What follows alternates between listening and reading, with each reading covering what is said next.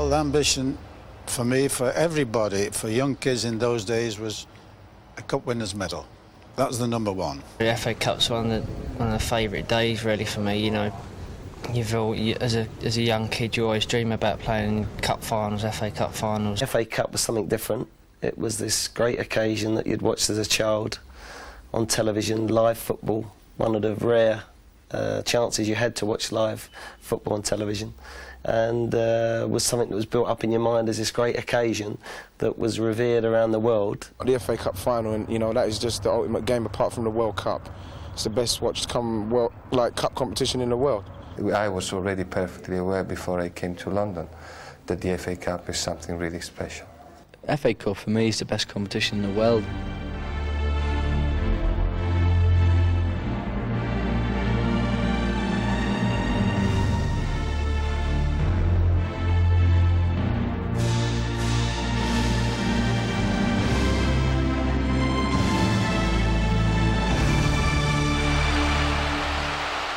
The origins of the FA Cup can be traced back to the 1800s to a boys' school in Harrow. Here, a knockout tournament known as the Cockhouse competition began. One of the players was Charles Alcock, who later went on to become the secretary of the Football Association. That school Cockhouse competition became the basis for what we know today as the FA Cup. The very first FA Cup tie was played in 1871. Only 15 clubs took part, a mixture of army sides, officers' mess sides and club sides, and the final was played at the Oval, the home of Surrey County Cricket Club, whose chairman was the FA secretary, Charles Alcock. The game itself was won by Wanderers, who beat Royal Engineers 1-0 before a crowd of 2,000. The first 10 years of the Cup was dominated by the southern clubs. Then, as the game grew more professional and the working class became more interested in football, things began to change. Two sides from Blackburn made the first impact from the north. Blackburn Olympic won the Cup in 1883. Then, for the following 3 years, it was held by Blackburn Rovers. This was the last time an amateur club would win the competition. As the FA Cup grew, the trophy moved up and down the country with sides like Preston North End, Wolverhampton Wanderers and West Bromwich Albion, all putting their names on it. Aston Villa were the outstanding side at the end of the 19th century. In 1895, after beating West Bromwich Albion 1-0 in the final, Villa sent the trophy to an engraver's, from where it was stolen, never to be recovered. A replica was used until 1910, when Bradford-based Fattorini & Sons designed and made a completely new cup, and Bradford City celebrated by winning the new trophy in 1911 for the only time in their history. For the next 30 years, the FA Cup spent most of its time with northern or Midland clubs like Barnsley, Bury, Notts County, Everton, and the two Sheffield sides, Wednesday and United. There was an exception to this trend. Tottenham Hotspur, then of the Southern League, won the FA Cup in 1901. And for Spurs, it was the beginning of a great cup record and a habit of winning the tournament when the year ended in 1. No non-league club has won it since. The final in 1901 was played at the Crystal Palace in front of a crowd of over 110,000, with the replay at Burnden Park. Wembley Stadium staged its first final in 1923. Incredibly, 200,000 people got into the ground, with thousands more outside.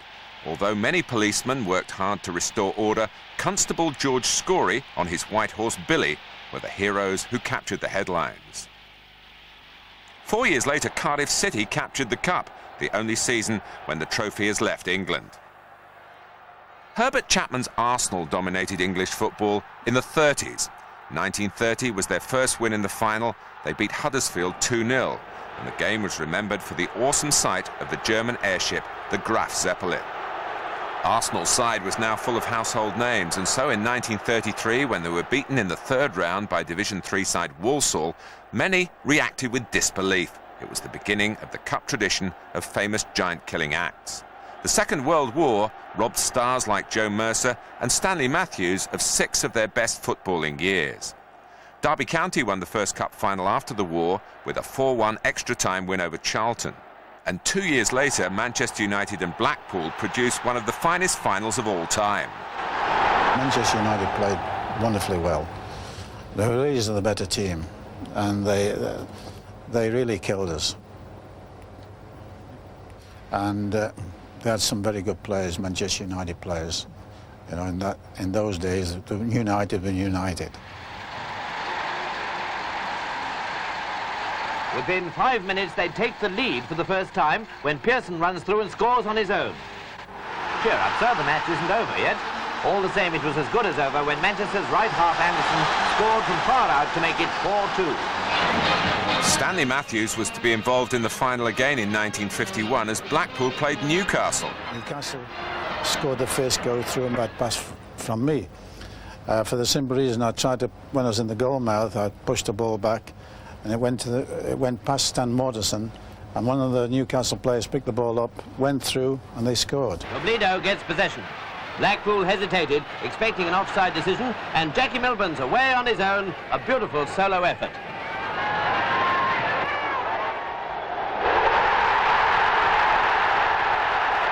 But 2 years later, Stanley Matthews finally made up for lost time. After 2 runners-up medals, most of the nation was hoping that one of the most skillful players in the world would be third-time lucky. Blackpool's opponents at Wembley, Bolton Wanderers, who finally bowed to a 38-year-old whose durability was down to a much more disciplined lifestyle. In those days, when you're 32, you're more or less finished. And I thought, well, I've got to change my habits a little bit, my eating habits, and I want to play as long as I can because I was in love with the game and enthusiastic about it. And then I started, had some very good advice, and I started on eating more salads, eating more fruit. And then every Monday, I had no food. 1 day a week, always on a Monday, and I felt better. That 1953 FA Cup final is rightly remembered for its drama, but what is often forgotten is the poor calibre of the goalkeeping. When I got the ball, you probably see it on films, and you have them, I didn't know what to do with it, and I just hit it aimlessly, and I think it bounced 3 or 4 times before it went past Farm in the goal.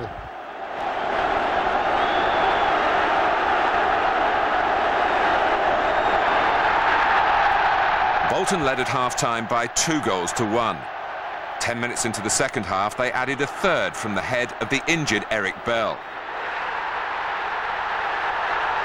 3-1 up with 20 minutes to go, Bolton looked set to take the trophy, when Stan Mortensen, who'd already scored in the first half, pounced on this goalkeeping error. Then, as injury time approached, he sealed his hat-trick with a splendid free kick. Now, it was 3-3, and I think about 3 or 4 minutes to go, whatever. The ball was pushed to me just outside the penalty box. Now, I knew very well I had to get quickly to the ball. I knew very well there was only the left back to beat. If I can beat him quickly, then I've got everything opened. You see, if I can beat him on the right-hand side, I'm inside the penalty box. That means to say I can do 3 things. The first thing, I can push a ball back to one of my players. If that's not on, then I'll push the ball right to the far post, because the goalkeeper will be standing in the near post. If that's not on, then I can hit the ball across the goal and see what happens. Now, we had a great understanding, Stan Watson and I. When I beat this, you know, when the ball came to me, I could see everything in the goal mouth, you know, everything was there. Everybody does this. And when I beat the left back, when I looked up, trying to find Stan Mortensen, I saw him running to the nearest post. And as he ran, there was a gap there, and Bill Perry came to fill the gap. And it was so simple pass. I gave him the pass, and he took it well. He hit it very well, went in the back of the net.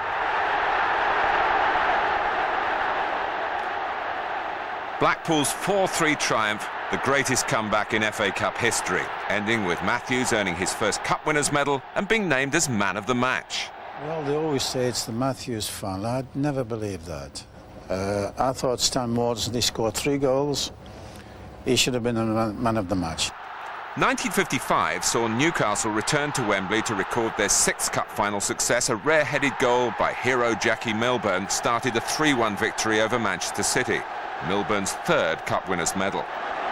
Manchester City returned to Wembley the following season to beat Birmingham 3-1. However, the game's remembered most for the bravery of City's German goalkeeper Bert Chapman, who played the last 15 minutes with a broken neck. Despite a succession of injuries in the 50s finals, calls for substitutes were rejected by the Football Association. Manchester United reached the final in 1958 despite the Munich air tragedy. A makeshift side battled their way to Wembley.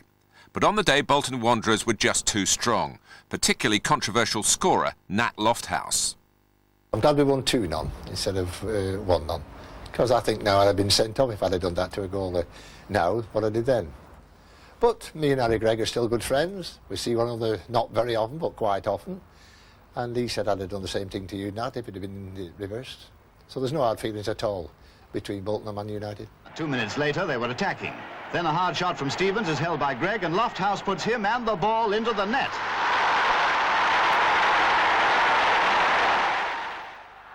In 1961, Tottenham Hotspur won the first 20th century League and Cup double. Under the guidance of Bill Nicholson, Spurs beat Leicester 2-0 at Wembley, playing fluent passing football, the trademark at the club. Their first goal was scored by Bobby Smith, and it came at the end of one of those very moves.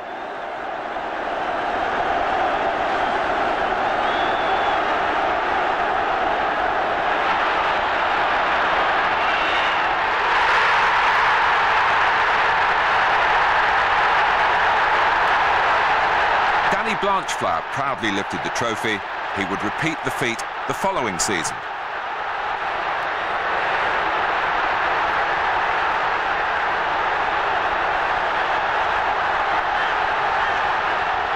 Manchester United had rebuilt their side following Munich and returned to Wembley in 1963 to play Leicester City. It was a late cup final as well because we had had the bad winter, wasn't it? So it was played late in May, very late, very hot. And we went on, and that was one of those games where we hadn't been playing particularly well in the league, but the cup final, it just all slotted together. And we beat Leicester 3-1, and I managed to score a fluky goal.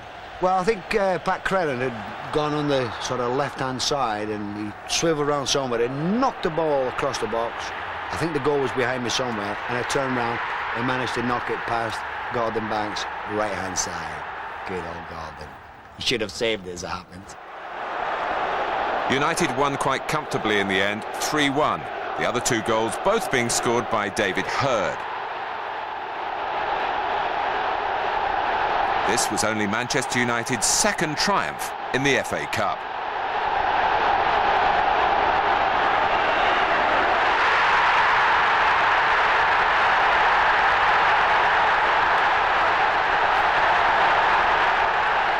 Bobby Moore and Geoff Hurst were part of the West Ham side, which won the Cup in 1964. A goal in the final minute from Ronnie Boyce beat Preston North End 3-2.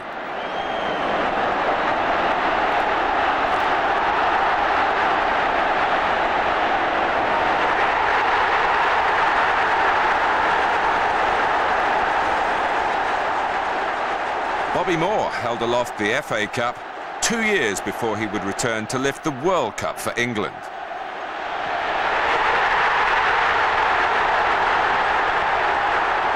"1965 saw the beginning of Liverpool's domination of English football that would last for 2.5 decades. It began with a 2-1 win over Leeds United, who were making great strides themselves.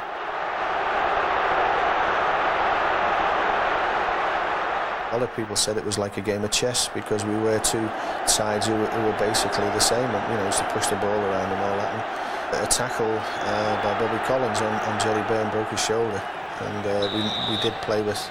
I mean, Jerry was a hard fella. I mean, and he played most of the game with a broken shoulder blade, and we managed to win that in extra time. So I mean, it was hard work that year to win it, but it was the first time Liverpool had won it. The game was goalless after 90 minutes. And Liverpool finally took the lead 3 minutes into extra time. Roger Hunt stooping to head home. That lead only lasted for a couple of minutes before Billy Bremner equalised.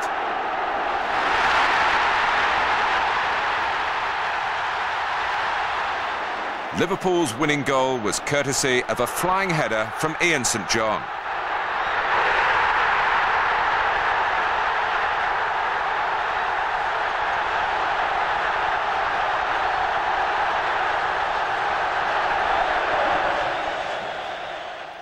'66 was a year etched in football history for the World Cup win, but also a year that saw probably the best FA Cup final since 1953. It was Everton against Sheffield Wednesday.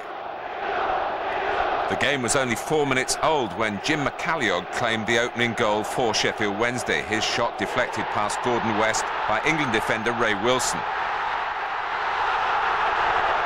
In the second half, the Yorkshire club doubled their lead, David Ford poaching after West had saved from Johnny Fantham.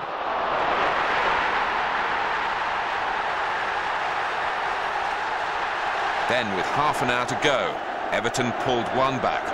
Mike Trebilco, an unknown Cornishman, a late call-up to the side, got the goal.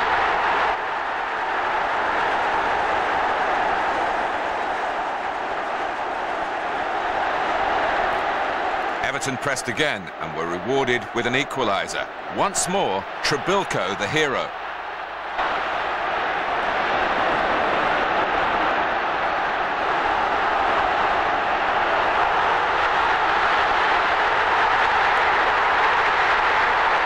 Excited fan added drama and amusement.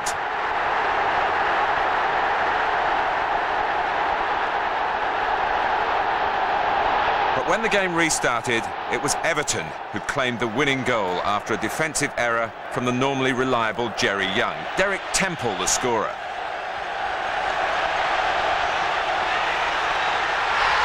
In the 20th century, no team after Everton has come back from 2 goals down to win an FA Cup final. The trophy went to Goodison for the 3rd time in Everton's history.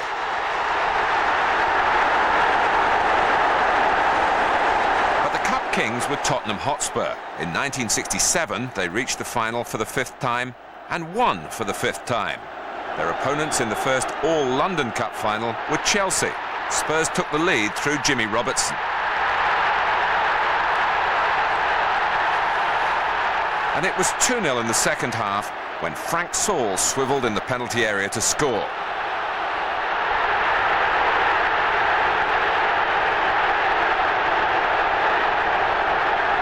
Chelsea still made a fight of it. Bobby Tambling pulled one back with 5 minutes to go, but it wasn't enough.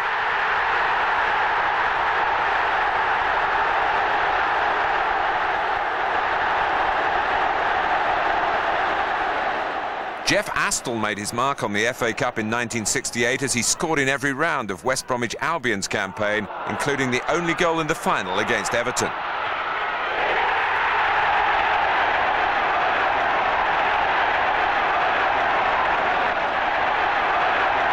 The following season, Manchester City were the winners, beating Leicester 1-0 with a goal from Neil Young. His goal past Leicester and a teenage goalkeeper, Peter Shilton.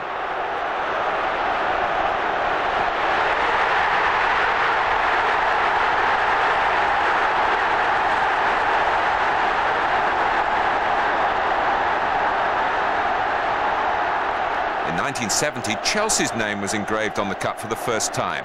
Leeds United were clear favourites and took the lead through Jack Charlton.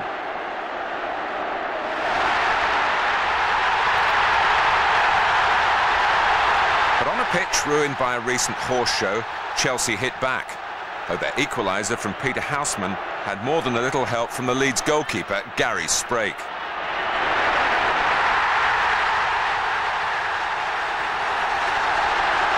Leeds took the lead again with only 6 minutes remaining. Mick Jones, the player on target.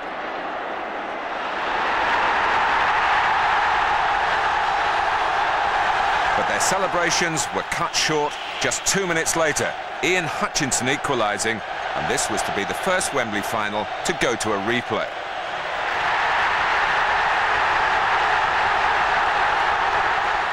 I think the team spirit was the main thing in the dressing room. You've got to have a happy dressing room. You've got to have a good balance. And we had a great goalkeeper in Peter Bonetti. We had 4 assassins at the back, as we called them: Webb, Dempsey, McCready, and Harris. In midfield, you had a bit of class when Alan Hudson and Charlie Cook, and the workhorse Johnny Hollins. And up front, you had the grafters like Tommy Baldwin, Hutchinson, Peter Houseman, and myself, who was obviously a flair player with Charlie and Huddy. The second encounter was held not at Wembley, but at Old Trafford. Again, Leeds went ahead through Mick Jones.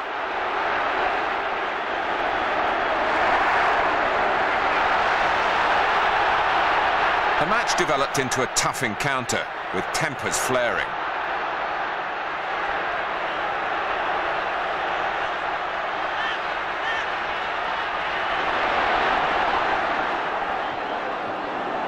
Yet Chelsea equalised with a high-quality move started and finished by Peter Osgood.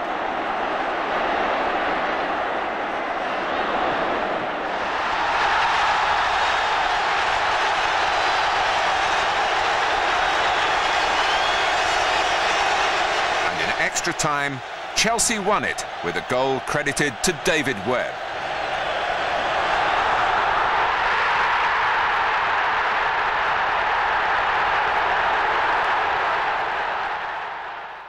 We were very lucky, as I say, when I was there, we had 5 finals in 8 years, which was tremendous, really. We became the Cup Kings in the 60s and the 70s. Yeah, I mean, it was a great run, and we had a bit of luck. There were the semi-final draw. There was Watford, Chelsea, Leeds and Manchester United, and we were very fortunate. We drew Watford, and we played at White Hart Lane and beat them 5-1. Very easy. But obviously the Leeds side was a big stumbling block because they were such a great side. The following year, Leeds United fell victim to a great giant-killing achievement from 4th Division Colchester United. Ray Crawford scored the opening goal at Layer Road. And Crawford made it 2 for the 4th Division outfit in front of a stunned crowd.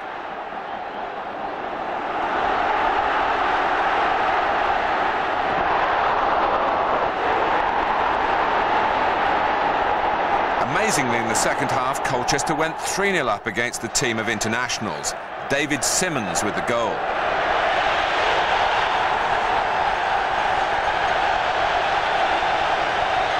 Leeds United did begin a fight back. A corner was headed in by Norman Hunter.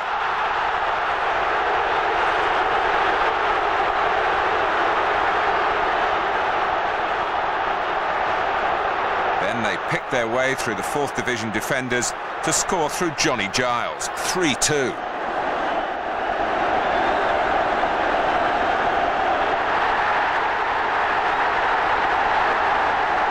But the stars of Leeds United simply ran out of time. Colchester, incredibly, had done it. In the final of 1971, Arsenal emulated their rivals Spurs by achieving the modern-day double. At Wembley, they overcame Liverpool. The game had been goalless after 90 minutes, and then it was Liverpool who took the lead in extra time through an excellent run and finish from Steve Highway.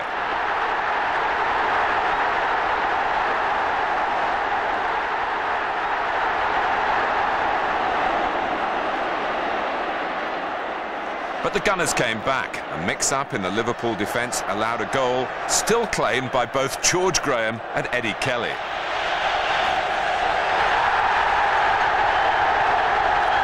Arsenal had clinched the league championship at White Hart Lane the previous Monday.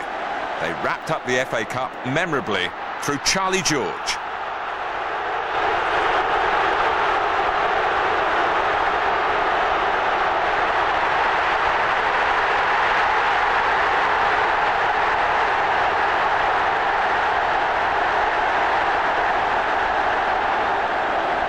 The winning captain, Frank McClintock, who'd been a loser with Leicester in 2 finals in the early 60s.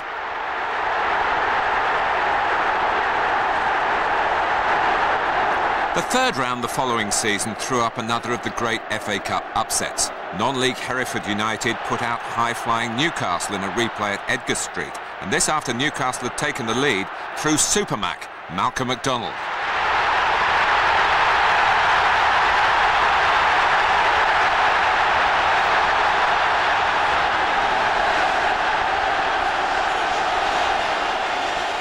Hereford were giving Newcastle a tough time, but it looked as though the game was slipping away from them when, out of the blue, Ronnie Radford struck an absolute thunderbolt that sent the crowd into sheer ecstasy.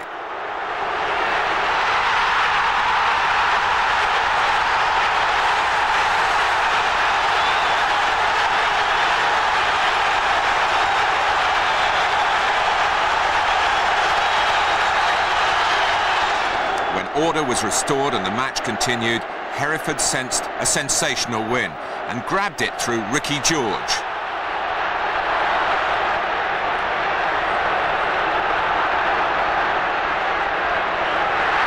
2-1 to Hereford United, an extraordinary result.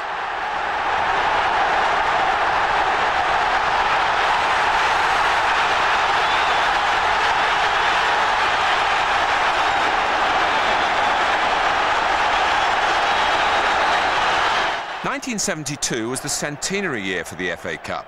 Leeds United celebrated the occasion by winning it for the first time. They knocked the cup from the grasp of the holders Arsenal when Alan Clark scored the only goal of the game.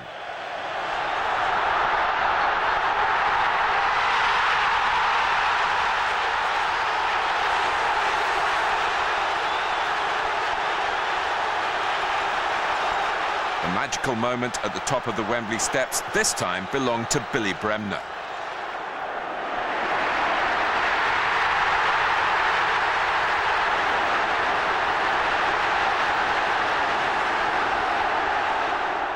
When Leeds United returned to Wembley the following year, everyone expected them to beat Bob Stokoe's Sunderland from the second division.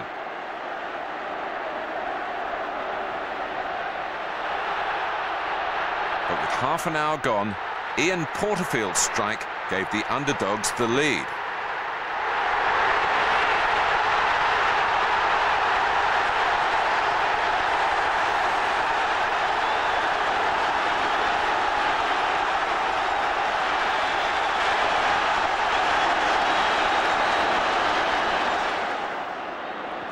Leeds must have known it wouldn't be their day when Sunderland goalkeeper Jim Montgomery made what is still regarded as the best double save in a Wembley final. First he kept out Trevor Cherry's header, and then Peter Lorimer when a goal from the follow-up looked a formality.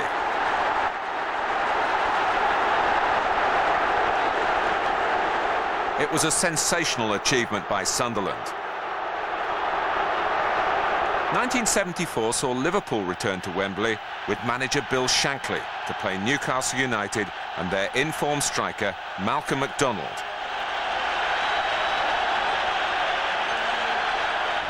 The tunnel is very cool and it's uphill.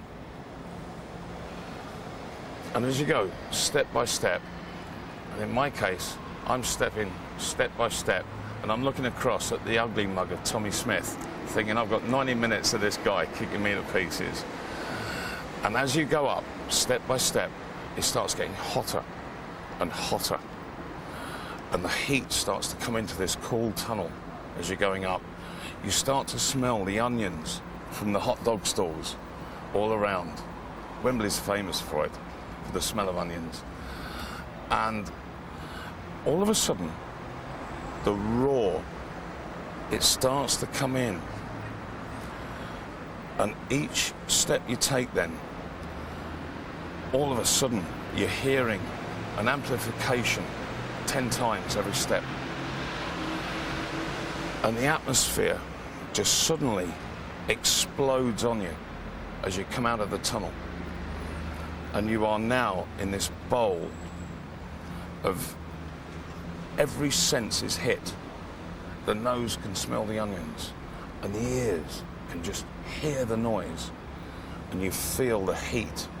And it's always hot on cup final day, always. And when you've got 80,000 bodies all around you, and they've been in that stadium for 2 or 3 hours, you feel the heat coming off them. You feel also, you feel that support, you feel the tension in them, you feel the willing in them to get you going on the field. And you walk out, and I'll tell you, the old knees, they go like rubber.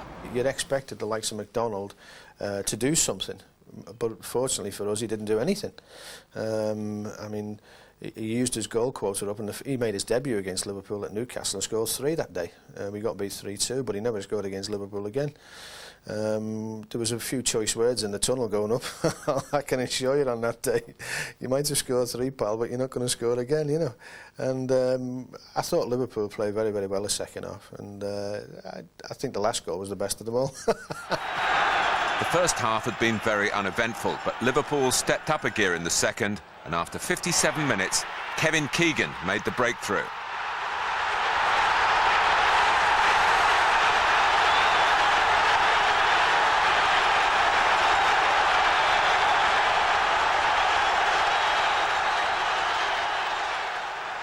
In the 74th minute, Liverpool doubled their lead through Steve Highway.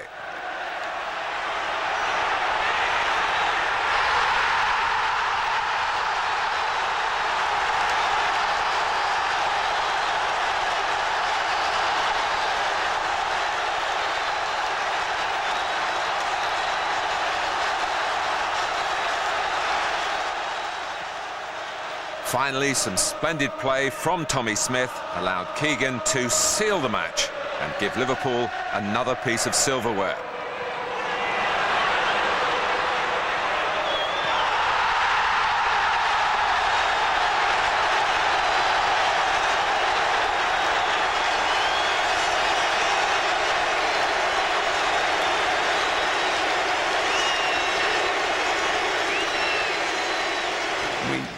We did actually, in that second half, when Liverpool scored 3 goals, we just disgraced ourselves.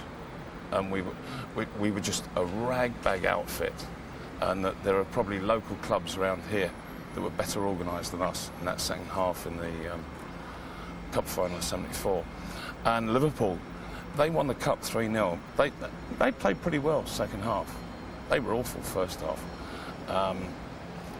But at the end of the game, I shall always remember one very, very special moment. I was down on my haunches, I was holding my head like this, and I had tears coming down my cheeks, and I just felt so bad because I'd let all the supporters down, I'd let my teammates down, I'd let myself down, I'd let my family down. And as I was down on my haunches like this, I hadn't got my head fully down, but Bill Shankly came across. And do you know, he went to every Newcastle player before he went to a Liverpool player. And that was so magnanimous of him. And he came across and he patted me on the head and he said, "Never mind, son, you'll be back. You'll be back, remember that. Be strong." And he walked away. And it was such a touching, wonderful gesture. The following season, it was an all-London affair as West Ham took on Fulham, where Bobby Moore was now seeing out his career, but he couldn't inspire them to victory. His former clubs were indebted to striker Alan Taylor and the unlucky Fulham goalkeeper Peter Mellor, who'd done so much to get the second division side to Wembley.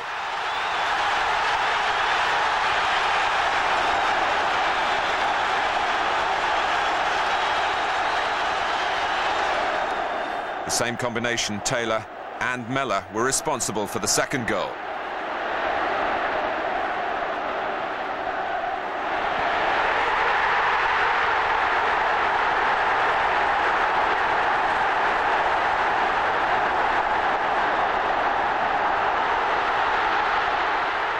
Billy Bonds lifted West Ham's second FA Cup. In 1976, Manchester United were clear favourites to beat Southampton, but yet again the underdogs were to have their day.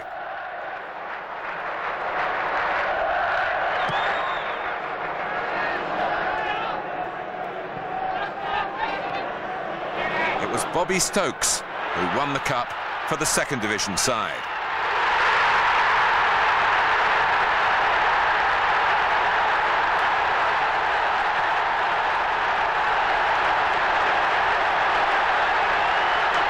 The Queen presented the cup to Peter Rodrigues.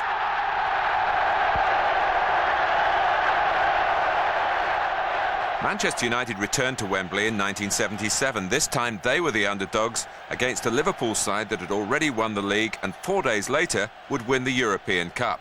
But there would be no treble. 5 minutes into the second half, Manchester United took the lead. Stuart Pearson caught Liverpool square and fired in.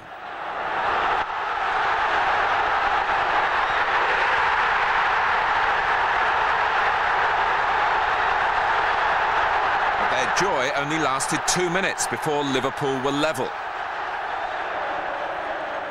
Jimmy Case swivelling in the box to score.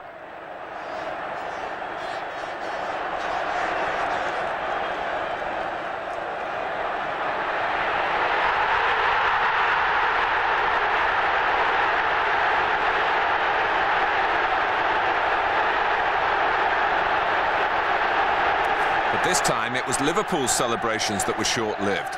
3 minutes after Casey's goal, Lou Macari mishit a shot, the ball struck a teammate Jimmy Greenhoff, and that was decisive. It won Manchester United the cup, and Liverpool's dream of a treble had gone.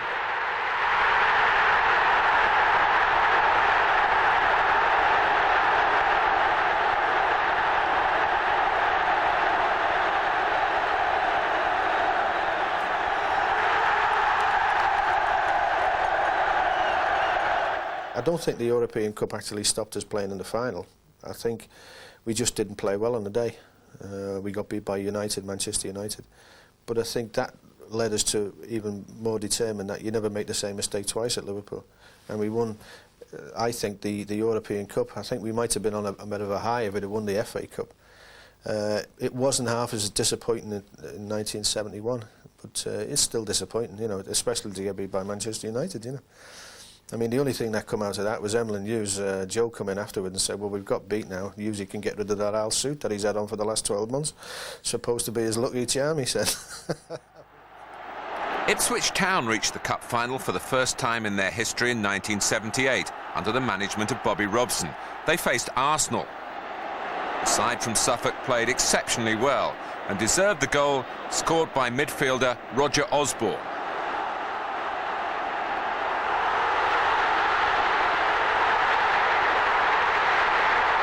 It was enough to beat the Gunners.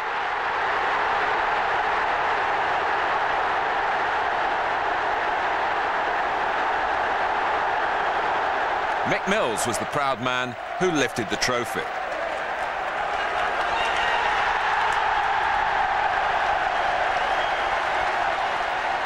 Arsenal were back at Wembley the following year for an astonishing match against Manchester United. Arsenal's Liam Brady was marshalling things in midfield as his side dominated the early play. And after 12 minutes, Brian Talbot just beat teammate Alan Sunderland for the final touch to give the Gunners the lead. Talbot had been a winner the previous season with Ipswich.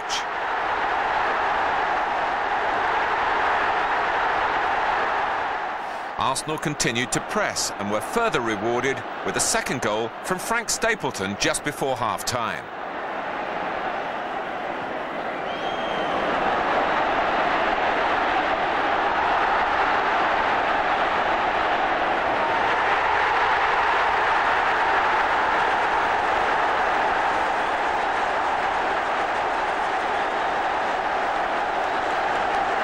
The second half wore on, there seemed no way back for United, but with 4 minutes to go they received a lifeline when Gordon McQueen, big of frame and heart, pulled it back to 2-1. Then with just 2 minutes left, Manchester United found an improbable equaliser. Sammy McIlroy's splendid solo run ending with the ball trickling in.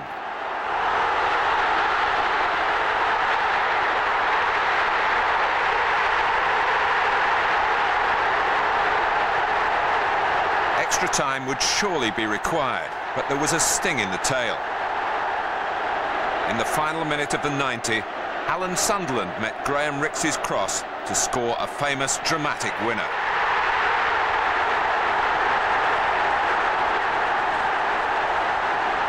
Arsenal made it 3 finals in a row when they met West Ham in 1980. West Ham included 17-year-old Paul Allen, who was making history as the youngest player to play in a Wembley final.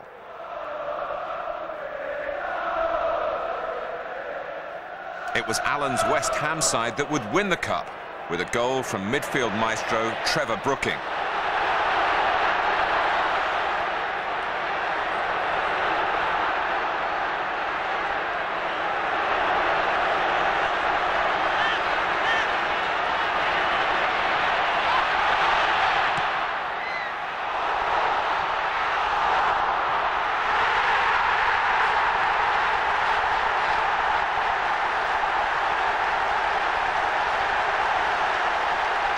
As for Paul Allen, he nearly crowned his display with a second for West Ham, but a very cynical foul from Willie Young deprived him of that chance.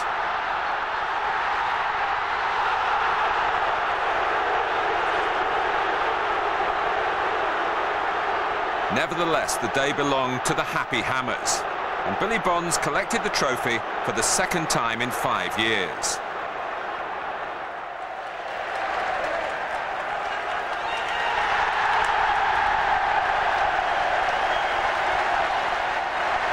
In 1981, Spurs were hoping that the year ending in 1 would be lucky for them again. They would have to overcome Manchester City. City played Spurs at their own game, passing football, and they got the better of them at times, and took the lead through a great header from a veteran Scot, Tommy Hutchison.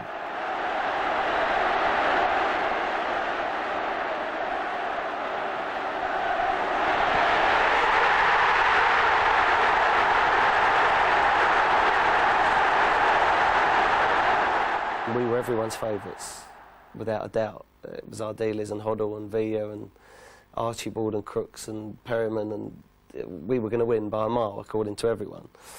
But as usual in football, it didn't quite work out that way. And we failed on the day. We really did fail on the day, and we were very lucky to get a draw. Hoddle free kick near the end of the game, hit Hutchinson on the shoulder and deflected in the other corner.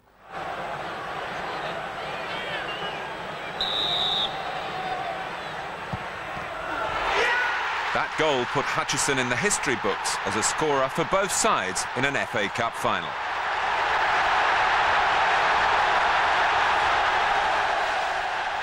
The replay was played 5 days later at Wembley. This time Spurs got into their stride. And they scored first through one of their Argentinian World Cup winners, Ricky Villa, who'd been substituted in the first game.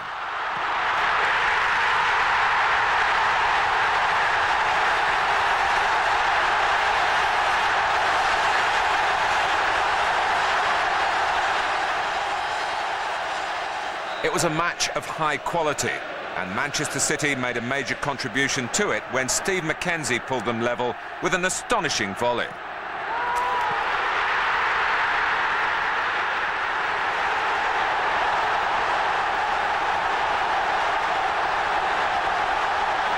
And 5 minutes into the second half, City took the lead. Dave Bennett burst into the Tottenham box to earn a penalty.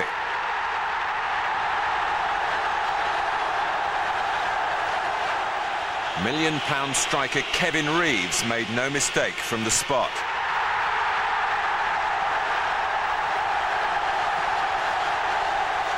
Spurs' comeback began with 20 minutes remaining. Garth Crooks forcing the ball in, 2-2.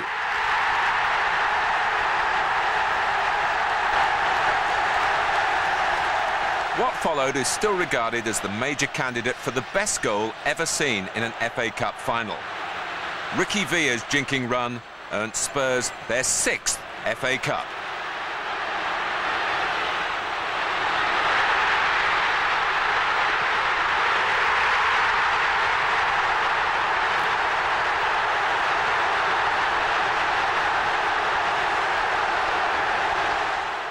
Well, most people think of it because of the winning goal, and it was a very special goal scored by Villa. A fantastic individual goal that was fitting, really, a fitting end to such a good game of football. I suppose you have to remember it from the fact that the contrast between the 2 days. You know, we were so poor. Villa got substituted in the first game. to his disgust, and these pictures were going back to Argentina, and I'm sure they were all disappointed with him, and he didn't sit on the bench. He walked off into the tunnel and didn't watch the rest of the game. And the contrast between that and then this man, you know, picking the ball up and beating 5 or 6 different players and scoring the winning goal. But we played, and again, people say it was a fantastic final because of our good skilled players, but Manchester City had a very, very big part to play in it.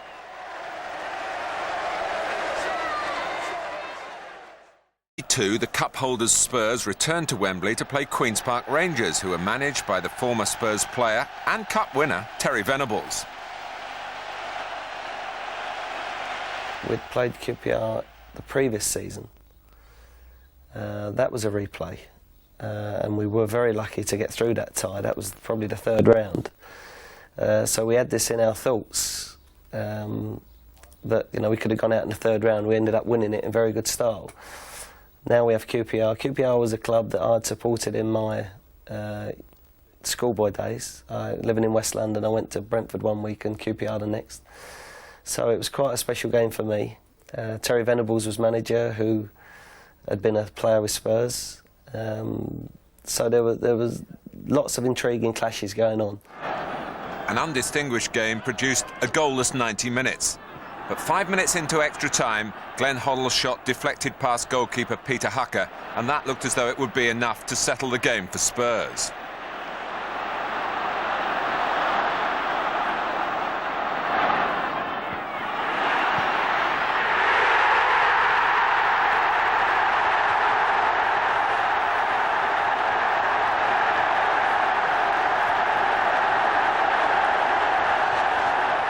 But 5 minutes from the end, Terry Fenwick headed the equaliser to force a replay.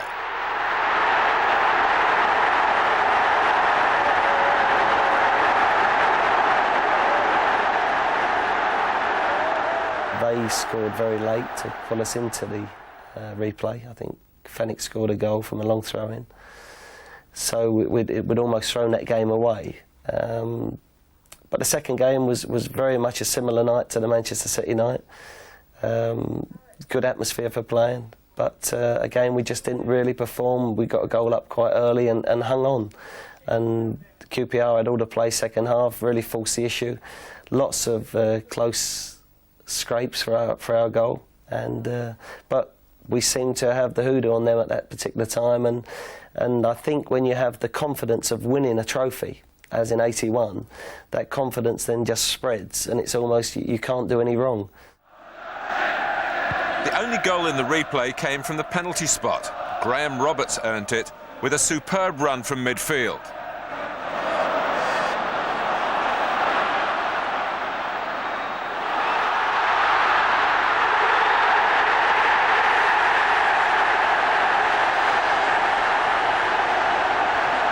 Tony Curry was the culprit for Queen's Park Rangers. And Glenn Hoddle made no mistake with the spot kick.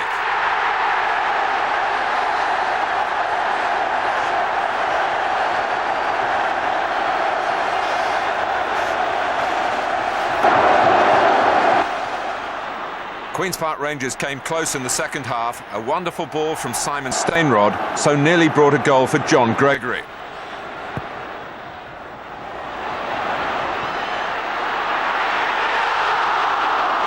But it wasn't to be for the West London club. The cup went to North London and Tottenham for a 7th time.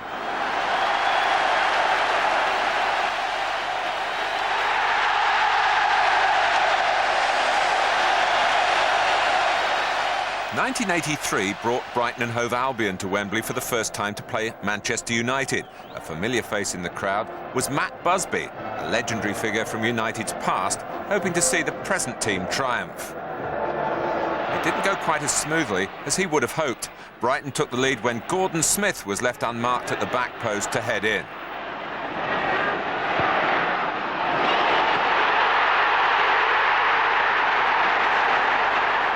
Brighton led at half-time. In the second half, Frank Stapleton forced in an equaliser after Norman Whiteside's header had been parried into his path. With 18 minutes to go, Manchester United scored a beautiful goal. Arnold Milburn, the Dutch midfielder, picked out Ray Wilkins with a textbook pass, and Wilkins made the rest look easy. 2-1 United. But Brighton weren't finished. A well-worked corner allowed Gary Stevens the space to bring them level 3 minutes from time. In the extra time, Brighton could have won it. Gordon Smith had just the keeper to beat, but Gary Bailey saved with his feet. The replay turned out to be a very one-sided affair. Brighton's chance had gone with Smith's miss. United took the lead after 25 minutes, their captain Brian Robson firing in from outside of the penalty area.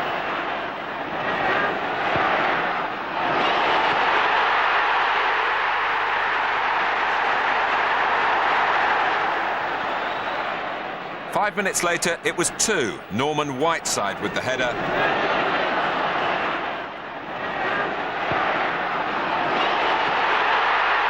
And United turned on the style. By half-time, they were 3-0 up.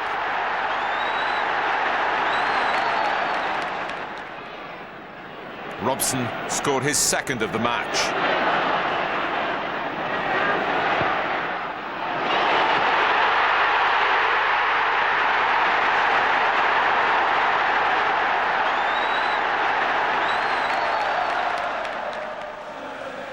One more goal for Manchester United in the second half when Robson was pulled down in the penalty area by Gary Stevens. The referee had no doubt that it was a penalty. No penalty had ever been missed in a Wembley Cup final, and Arnold Milburn wasn't about to change that statistic. 4-0 to Manchester United.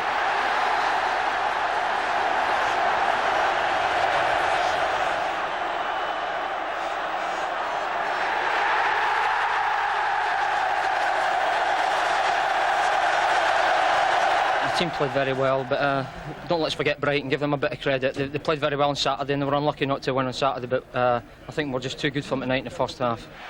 Elton John, international pop star and chairman of Watford, couldn't hold back the tears as his team made their first appearance in a cup final.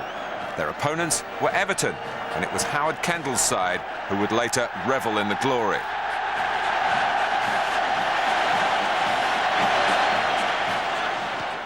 Everton scored first when Watford failed to clear Kevin Richardson's cross. Graham Sharp with the goal.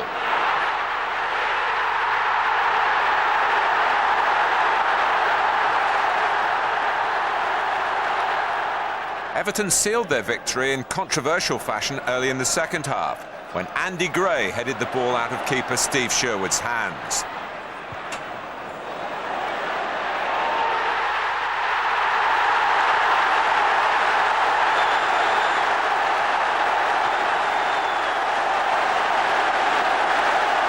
On the FA Cup belonged to Kevin Ratcliffe.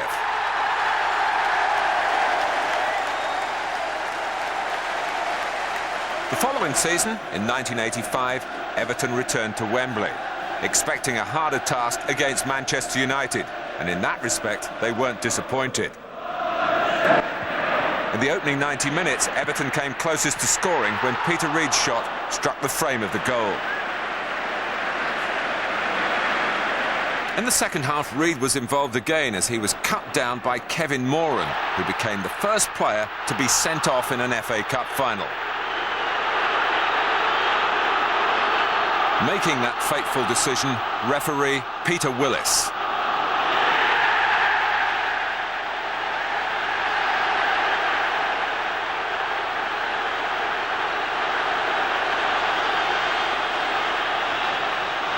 United's 10 men not only took Everton into extra time, they actually won the cup. It took a classic goal to decide it, Norman Whiteside's excellent run and shot.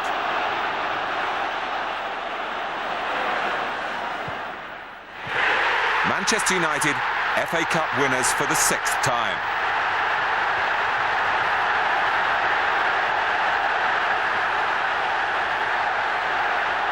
Brian Robson did the honours for the 2nd time in 3 years. But Everton were back for a third year in a row in 1986 without their first-choice goalkeeper Neville Southall on crutches nearer the crowd. Standing in for him, Bobby Mims, as Everton were embroiled in a local derby at Wembley against Liverpool.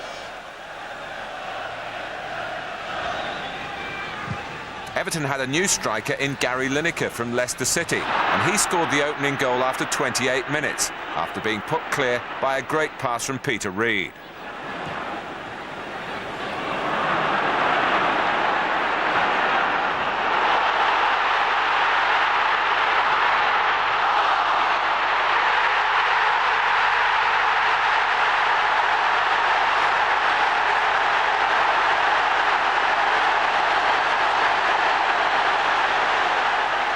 Still 1-0 behind in the second half, Liverpool's frustration was beginning to show. Bruce Grobbelaar was making mistakes, and a terrible mix-up between him and Jim Beglin resulted in Grobbelaar pushing his own player.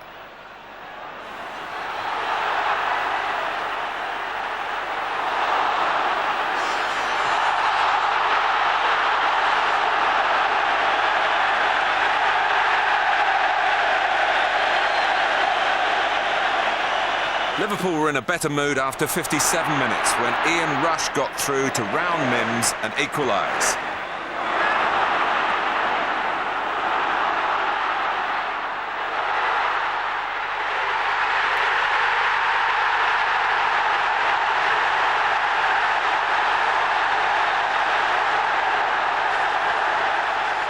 Even so, it took a top-class save from Grobbelaar to keep them on level terms.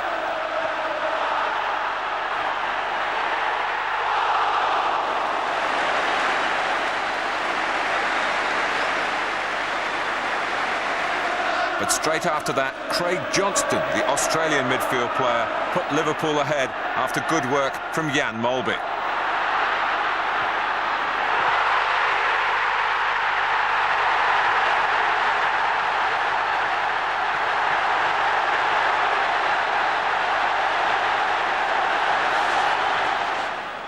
Rush wrapped it all up for Liverpool 6 minutes from the end after being picked out by Ronnie Whelan.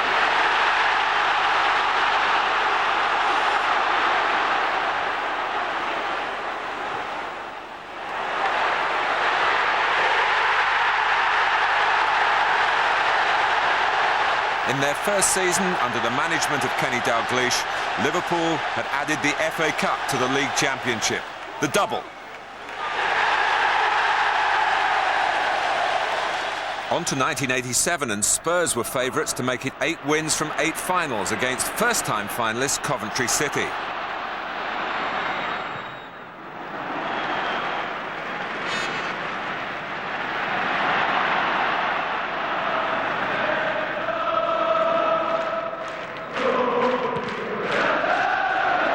Under David Pleat, Tottenham had finished third in the league, and it was no surprise that they took the lead after just 2 minutes of the cup final through striker Clive Allen scoring his 49th goal of an incredible personal season.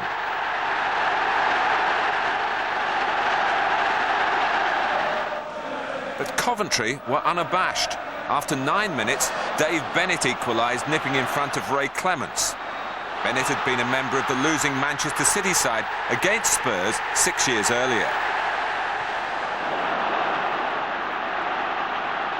The eventful first half continued when the Tottenham captain Gary Mabbott put them back in front 5 minutes before the break.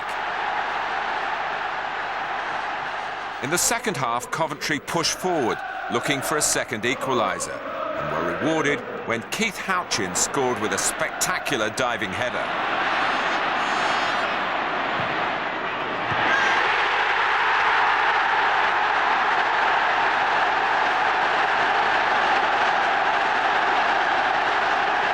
Coventry won their first major trophy in extra time. Gary Mabbott, having already scored for Spurs, turned Lloyd McGrath's cross into his own goal.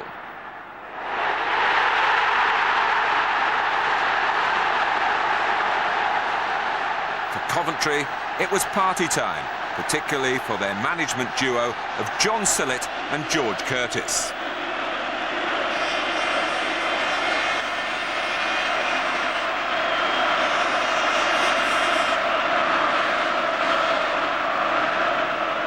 The following year, the final had a true David versus Goliath feel to it. Wimbledon had only been in full-time football since 1977, and they just completed a remarkable journey from the 4th to the 1st Division only 2 years earlier. Liverpool were football's lord of the land. A win for them seemed a certainty, but this was the FA Cup. Wimbledon were most dangerous from set pieces, so when Steve Nicol fouled Terry Phelan, the danger sign should have been there.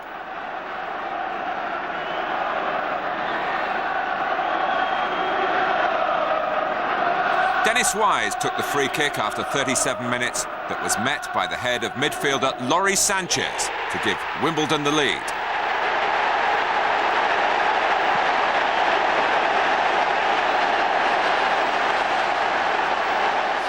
All I can remember is it was a great free kick from Dennis Wise.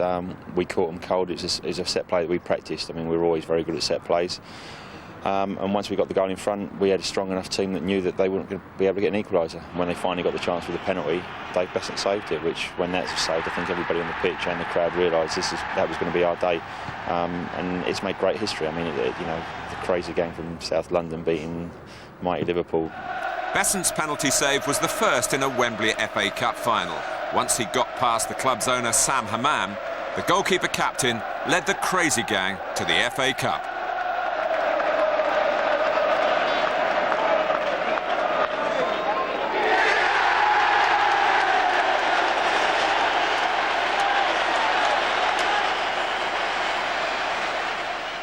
Wimbledon might well have been the example for their Surrey neighbours Sutton United in the 3rd round the next season.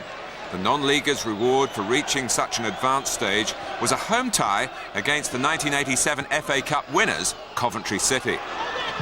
Sutton were far from overawed, and when Steve Ogrizovic in the Coventry goal turned the ball behind for a corner, Sutton sensationally scored from it.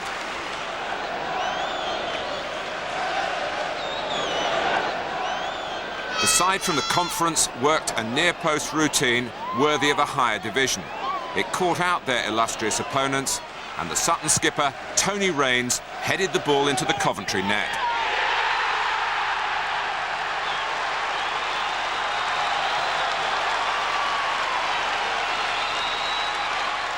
Coventry's reputation seemed redeemed with an equaliser in the second half. David Phillips put clear, and putting some smiles back on the faces of the Sky Blues and their supporters.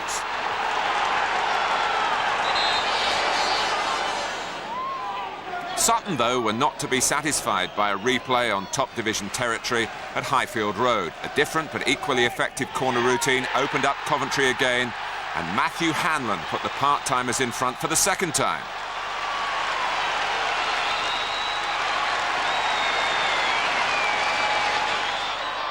This time, they held on to the lead, and Coventry, who'd experienced the ultimate high in the FA Cup less than 2 years earlier, were hit by humiliation this time.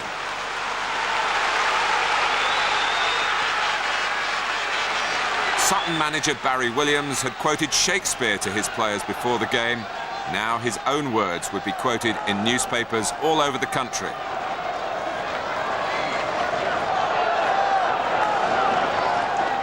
The FA Cup suffered its biggest tragedy on the 15th of April 1989.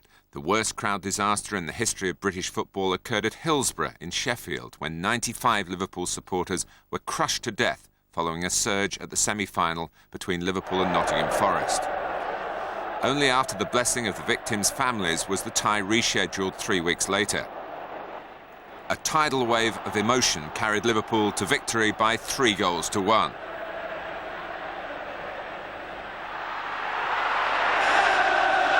The first goal came from John Aldridge after John Barnes' shot was parried.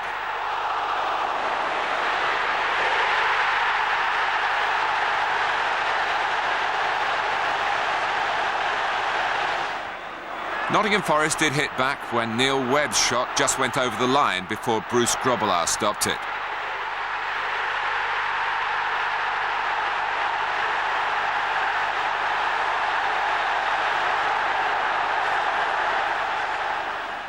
In the second half, though, Liverpool pulled away after Aldridge struck for a second time. just as he'd done in the semi-final the previous year, also against Nottingham Forest.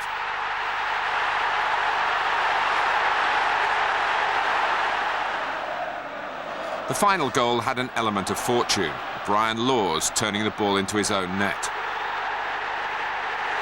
Liverpool would be at Wembley, but the celebrations were understandably muted. Well, it means an awful lot. I think everybody was willing us to win after what happened. We played mostly because of respect to the people who died at Hillsborough. And if it helps comfort the people who have suffered losses, we're happy. It means more to us that we've felt probably achieve something and make the burden a little bit easier to other people than what I think it means to ourselves. That the final could be played at all was partly down to the nature of Liverpool's opponents at Wembley, fellow Merseysiders Everton, who shared Liverpool's grief. The outcome in such difficult circumstances was a marvellous contest. And Liverpool took the lead when Steve McMahon picked out John Aldridge with just 4 minutes gone.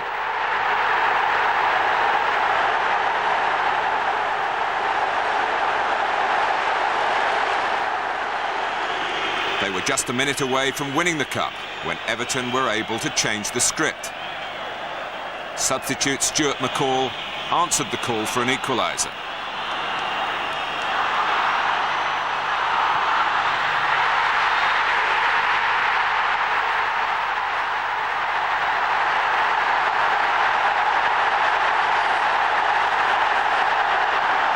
The game went to extra time.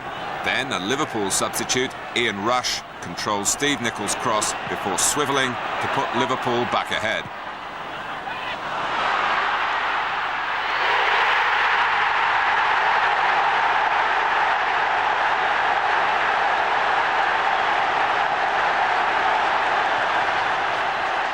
Everton still had the appetite for victory of their own, and with 102 minutes played, they equalised again, and once more McCall was the man.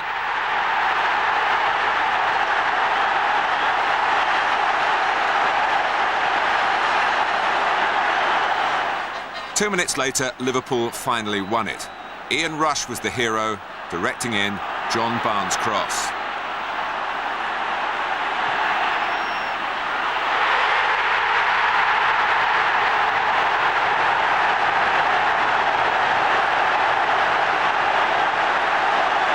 Ronnie Whelan could finally smile at the end of a very sad chapter for the FA Cup and for English football.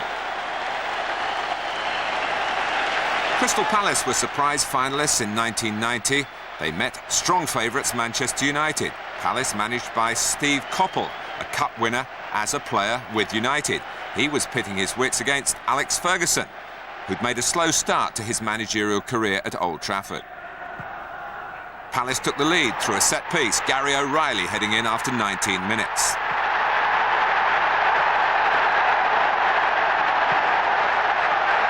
"15 minutes later, the United captain Brian Robson equalised with a perfectly placed header after some excellent build-up play.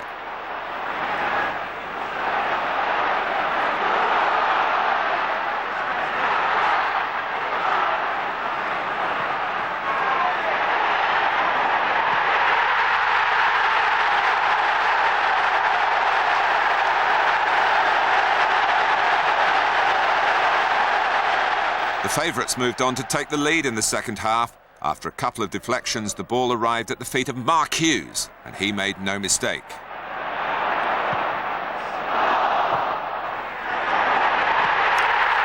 Palace decided it was time to turn to their free-scoring forward Ian Wright, who'd missed the run-up to Wembley through injury.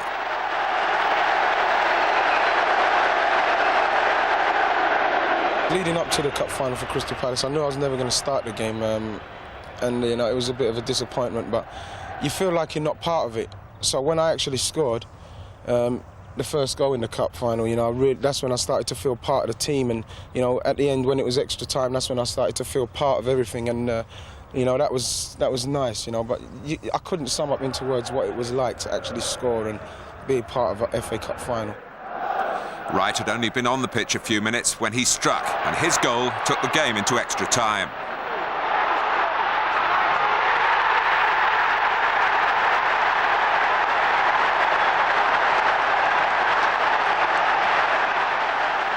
And in extra time, there was more to come from the substitute. 2 minutes after the restart, Wright got his second, stretching to reach John Solako's cross. Palace back in front, 3-2.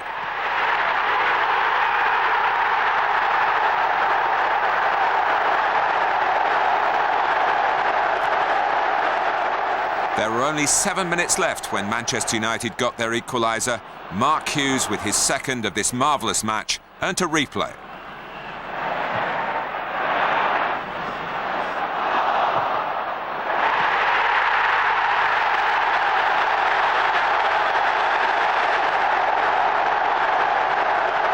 That replay 5 days later didn't live up to the first encounter. It was settled by just one goal, scored by United's left-back, Lee Martin.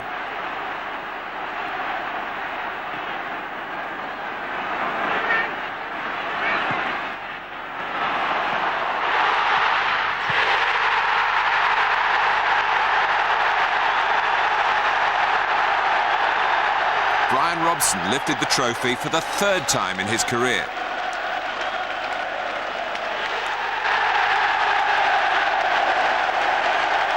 In 1991, the fifth round threw together Liverpool and Everton yet again. After a goalless encounter at Anfield, the replay at Goodison Park was quite exceptional. Ian Rush raced into the box to see his shot cleared, but Peter Beardsley whipped in the rebound.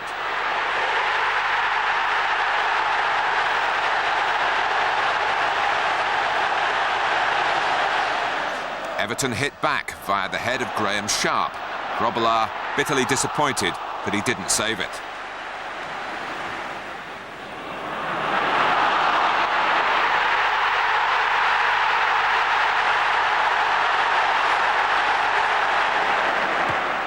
Beardsley then put Liverpool back in front with a superb solo goal.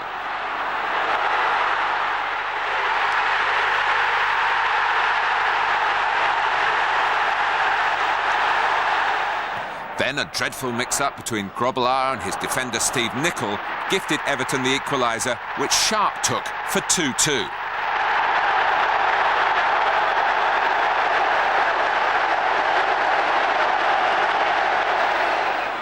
Liverpool led again, Ian Rush pouncing.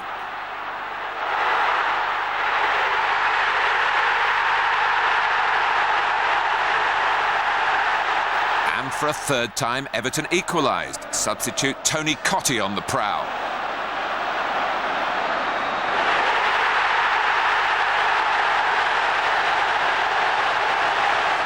Astonishingly, John Barnes put Liverpool 4-3 up with a great looping shot.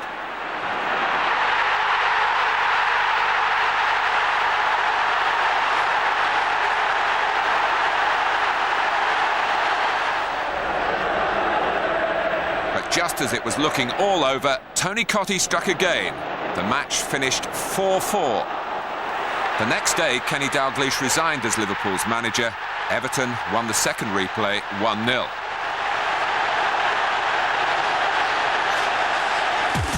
This was the season of Paul Gascoigne. The midfield maestro turned Tottenham's FA Cup bid into a personal crusade.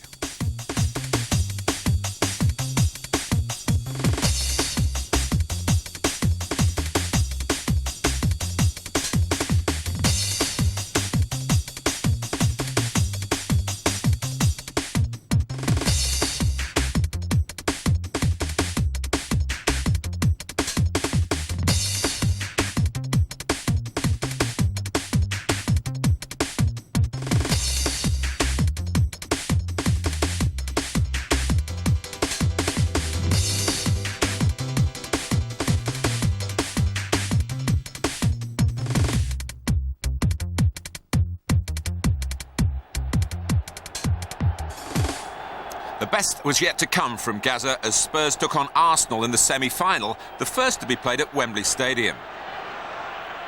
Gascoigne's display in the opening 10 minutes was breathtaking. He opened the scoring with one of the finest free kicks Wembley has ever seen.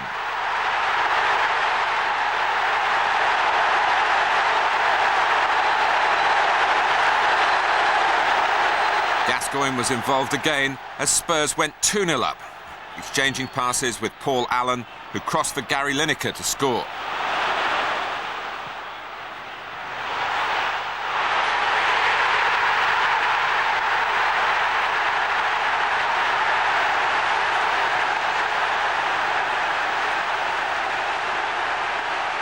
Arsenal would finish the season as league champions, but they wouldn't have the FA Cup to go with it, although they pulled one back through Alan Smith on the stroke of half-time.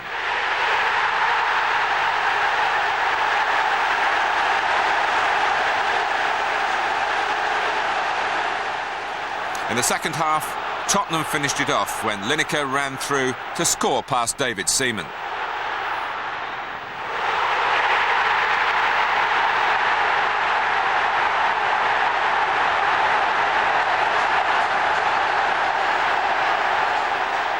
No one was happier than Gascoigne, who was on his way to an FA Cup final.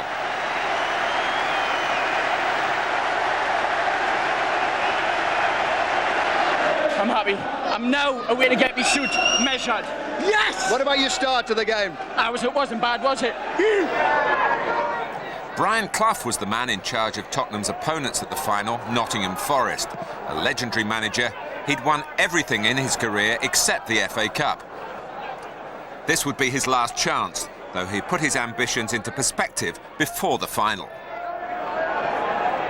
Well, I'd like to win it as much as I won the second division championship at Derby. And I wanted to win the second division championship at Derby very badly. The two teams were both known for their passing football, and much was expected from the game. Spurs were the favourites, especially with the informed Gascoigne in their ranks. Unfortunately for Tottenham, Gazza came out like a bull in a china shop. He savagely brought down Gary Charles on the edge of the area. Although in severe pain, Gascoigne got up for the resulting free kick, which Stuart Pearce rifled in.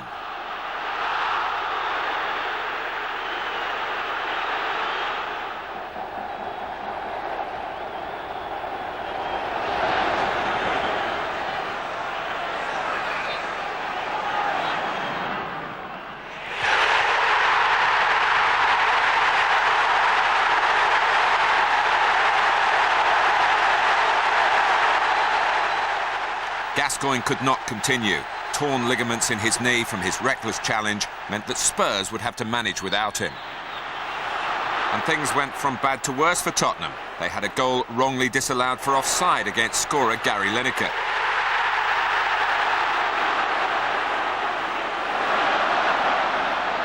Then Lineker earned a penalty. It was conceded by goalkeeper Mark Crossley, who made up for his error by keeping out Lineker's penalty kick. Tottenham had to wait for their break into the second half, and then Paul Stewart scored 1-1.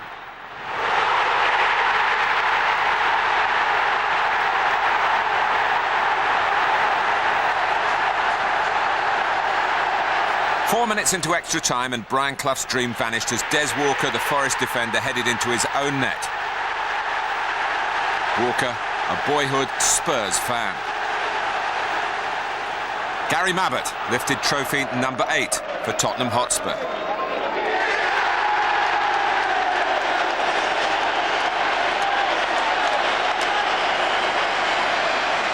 In 1992, the then league champions Arsenal had a tricky away trip to 4th Division Wrexham in the third round.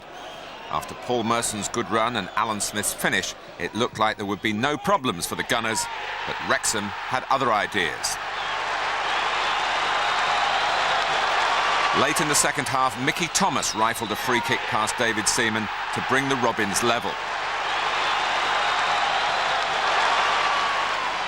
Then, with 7 minutes to go, Wrexham added themselves to the list of great giant killers when Steve Watkins shot home.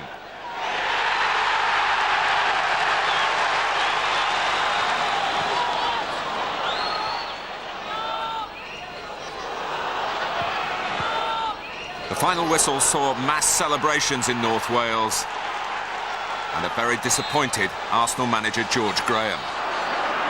The final in 1992 was a dull encounter between Liverpool and Sunderland. However, the opening goal was memorable. 2 minutes into the second half, Michael Thomas volleying past Tony Norman.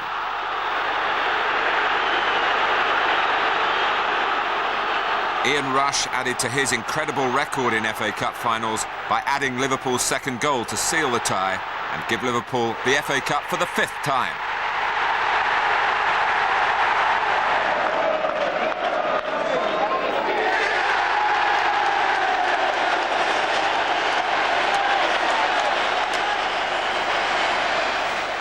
The 1993 FA Cup final was a repeat of the League Cup final of the same year. Arsenal against Sheffield Wednesday. Arsenal had won the first encounter.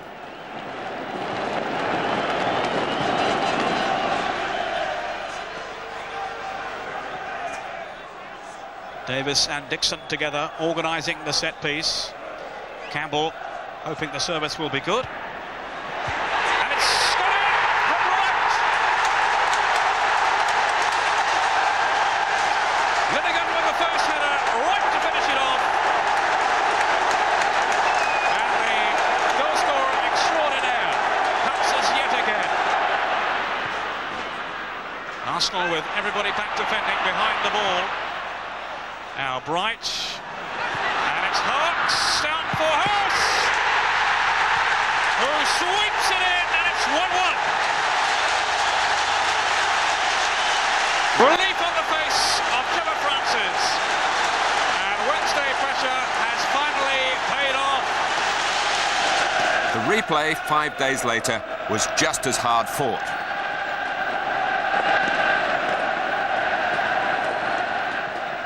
Ian Wright, the Arsenal scorer in the first game, was on target again as the Gunners went ahead after 34 minutes.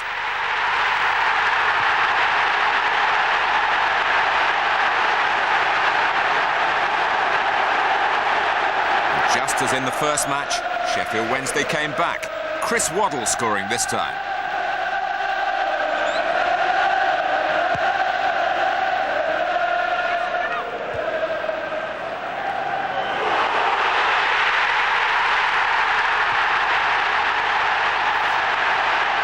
Came down to the last minute of extra time, and just when penalties looked like they would be needed to decide the outcome, Arsenal won it through defender Andy Linnigan.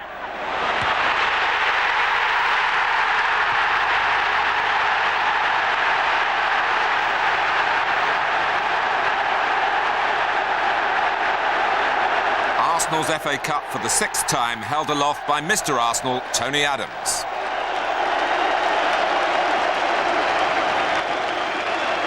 Chelsea's player-manager Glenn Hoddle left himself out of the starting 11 in the 1994 FA Cup final against Manchester United, who boasted the French superstar Eric Cantona. Here's Giggs. Oh, it's a good run by Giggs, and he's found Irwin. It's a penalty. The challenge on Irwin by Newton has brought Manchester United a penalty. It's Cantona against Karine from a distance of 12 yards. And Cantona has scored. Manchester United are in front.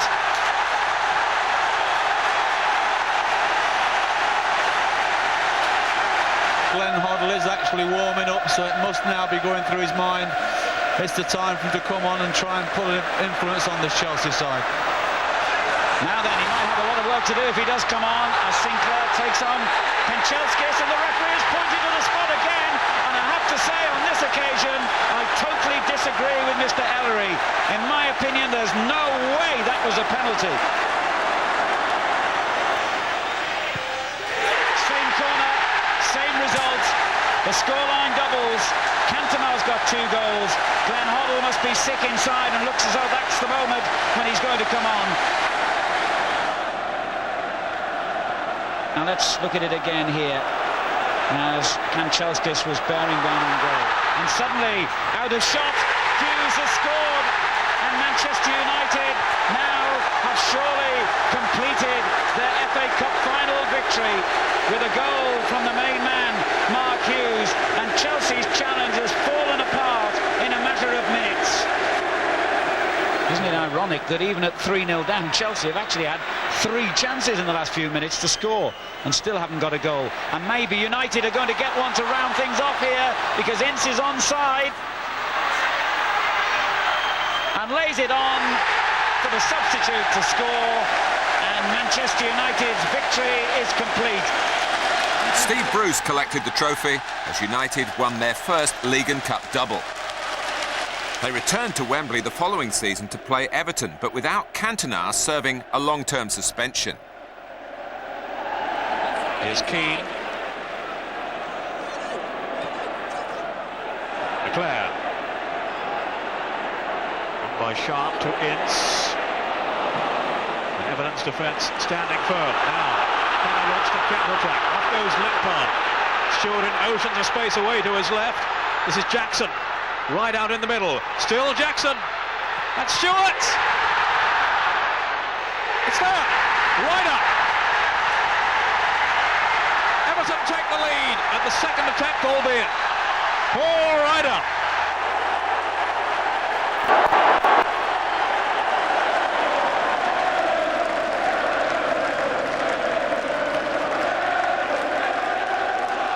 In January 1996, Ian Rush made FA Cup history when his goal in Liverpool's 7-0 win over Rochdale in the third round made him the competition's most prolific scorer in the 20th century.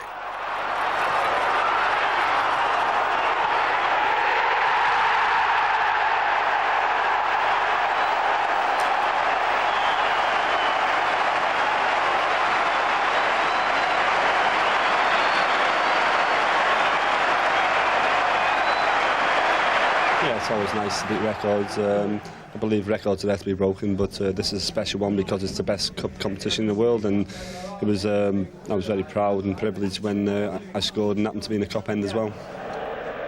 Liverpool went on to reach the final, where they would play Manchester United, who were already the league champions. Buck calling in the centre, unmarked here. Opening, let it roll on.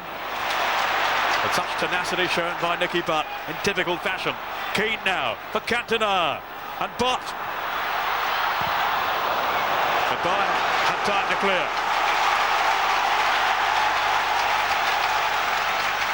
It was looking promising then for Manchester United. Pallister is up, so is May, and Cantona in there. James just got his hand to it. Cantona to drive it back through, and Eric Cantona has scored for Manchester United. Frenchman was king as Manchester United completed the league and FA Cup double for a second time. In '97, Chelsea met Middlesbrough, Ruud Gullit in charge of the London club and a future manager amongst the substitutes. That was a difficult situation for me because I was very pleased with the team reaching the final. It was a great chance to finish a good season, winning a trophy after 27 years, and we were all perfectly aware of that, of the importance of the game. But when you start on the bench, usually you've got two different feelings. On one end, you want to go on and be part of the game and do something to be remembered. On the other end, you know that, especially being a striker, if that is the case, it means that the team is losing, so you don't really want that. But I was happy and lucky because we managed to score twice, so I managed to play the last 5 minutes, which is not a lot, but I had the chance to score, and at the end of the match I was pleased like the rest of the team. Middlesbrough get us underway, attacking from right to left. Ruud Gullit then crowned Chelsea's excellent season by becoming the first foreign coach to win a major trophy in England. Or will Middlesbrough, so beleaguered by recent setbacks, defy the odds to become the first team to take home the FA Cup in the same season that they've been relegated?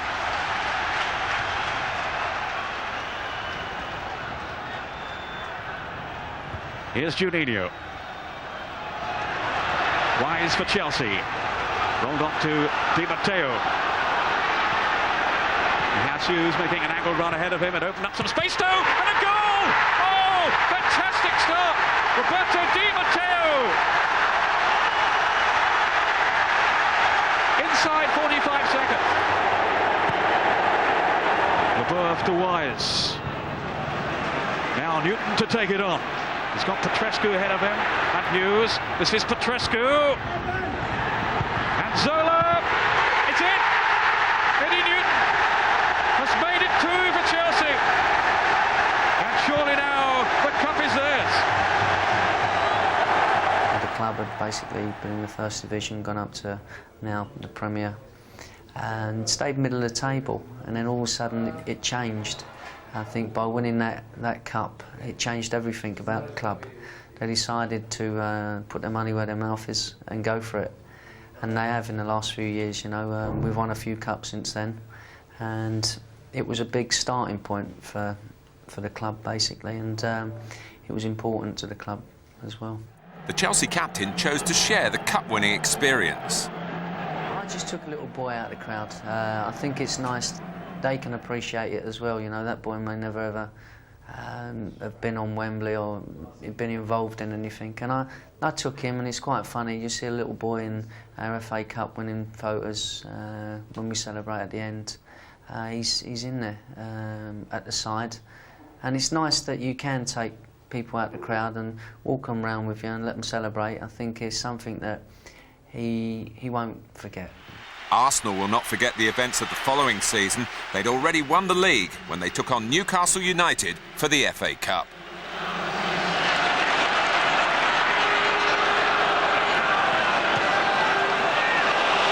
Here's Overmars, will be there for the Dutch team. He's through here and has scored! Mark Overmars for Arsenal!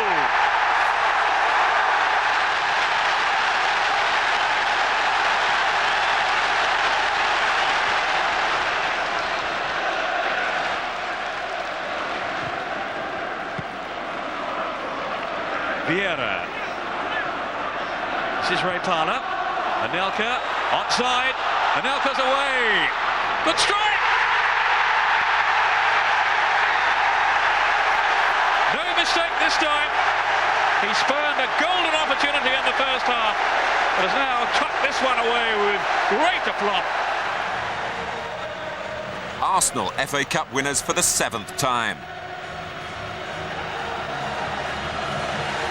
But a year later, they would lose their superiority and both their crowns to Manchester United. Their FA Cup showdown came in the semi-final, and it was decided in a replay at Villa Park. If ever one match sums up the special drama and quality of this competition, this was it.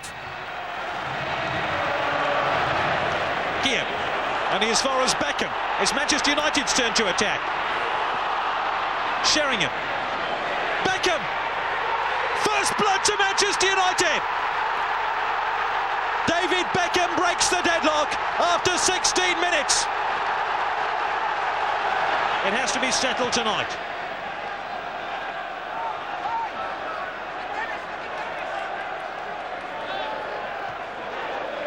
Bergkamp. He's got some space. He scored the equalising goal, and Arsenal are right back in the FA Cup.